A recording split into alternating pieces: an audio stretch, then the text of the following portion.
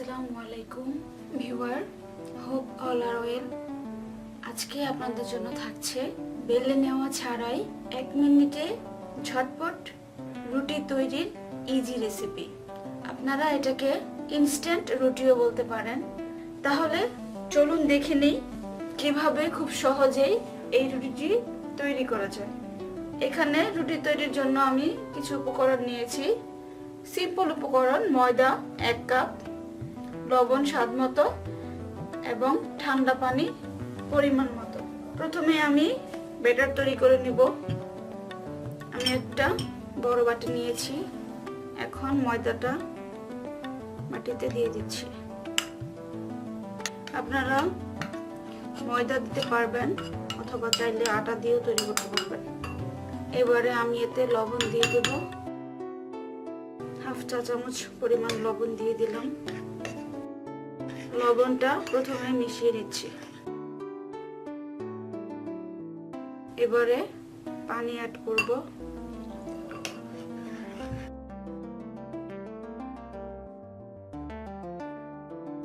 এই রুটি তৈরির যে ব্যাটারটা হবে সেটা কিন্তু আমরা যে নরমাল রুটি তৈরি করি, রুটির জন্য যে ডো তৈরি করি ওই রকম হবে না। এটা আসলে পাতলা একটা ব্যাটার তৈরি হবে।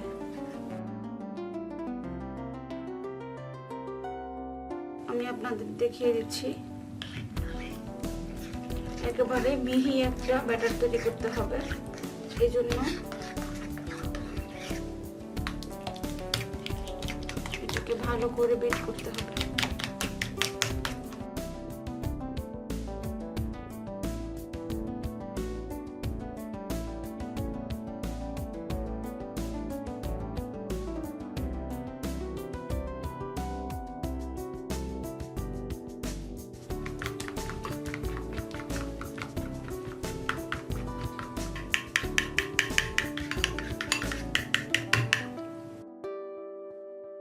তৈরি হয়ে গেছে আমার ব্যাটারটি। আমি আপনাদের দেখিয়ে দিচ্ছি যে এর কনসিস্টেন্সিটা কেমন হবে।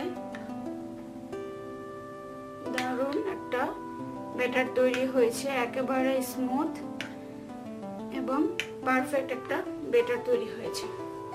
তাহলে দর্শক, চলুন এবার আমরা রুটিটা ভেজে ফেলি। ভাজার জন্য চুলায় আমি একটা ফ্রাই প্যান বসিয়েছি। এখন আমি এতে ব্যাটার দিয়ে দেব। আমি একটা গোল চামচ দিয়ে 1 চামচ ব্যাটার দিয়ে দিচ্ছি।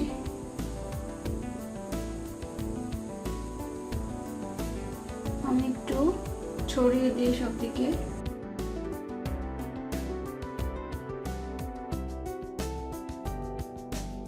যেমনটা আমরা পাটিসাপটা পিঠা তৈরি করি এইভাবে ছড়িয়ে দিলাম। সাইডটা বেশি পাতলা হয়ে গেছে।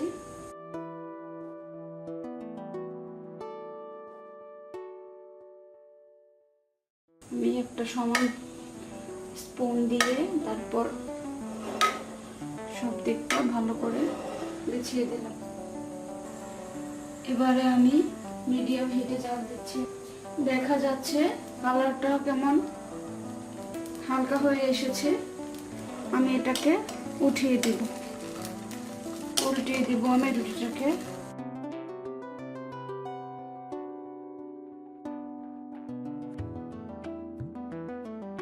এখন আমি এই পাশটাকে একটু ভালো করে ভেজে নেব।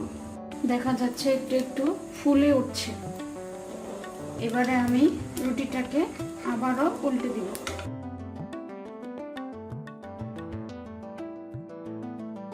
হালকা হালকা লালচে হয়েছে। এখন আমি চেপে চেপে দেব।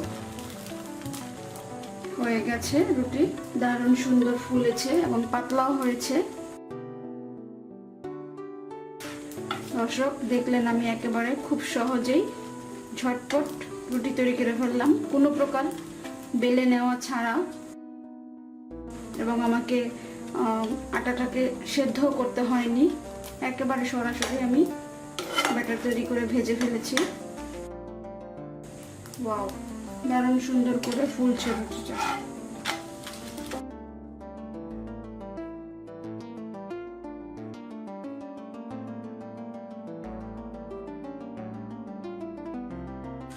Wow, awesome. পুরো রুটিটাই একেবারে সুন্দর করে ফুলে উঠলো বালিশের মতো, আপনারা দেখতেই পাচ্ছেন। এবারে আমি এই রুটিটাকে চুলা থেকে নামিয়ে একটা প্লেটের মধ্যে রেখে দেব এবং সেই পদ্ধতিতে আমি সবগুলো ব্যাটার দিয়ে রুটি ভেজে নেব। এবারে আমি আপনাদের দেখাবো এই রুটিটা বানানোর সেকেন্ড একটা পদ্ধতি। আমি 1 চামচ ব্যাটার দিয়ে দিলাম, তারপর আমি চামচ দিয়েই ছড়িয়ে দিচ্ছি।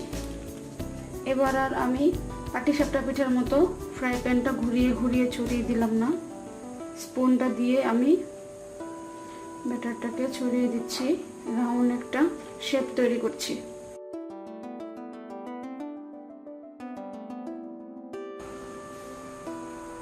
এক্ষেত্রে দেখা যায় যে সাইডগুলো বেশি একটা পাতলা হয় না, তখন উঠাতে সুবিধা হয়।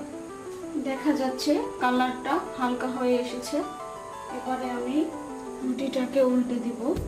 এই রুটিটা বানানোর সময় আপনাকে একটু সাবধানতা অবলম্বন করতে হবে বেশি, যাতে করে হাত না পুড়ে যায়।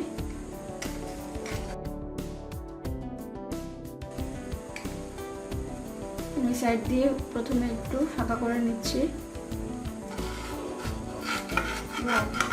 এবারে ইজি হয়ে গেছে। এবারে আমি উল্টে দিচ্ছি। এখন চুলার জালটাকে বাড়িয়ে দিচ্ছি। এবারে আমি 5টা উল্টে দেব।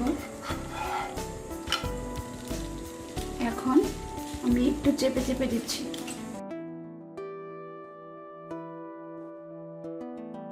চুলার জালটা আমি আবারও কমিয়ে দিলাম।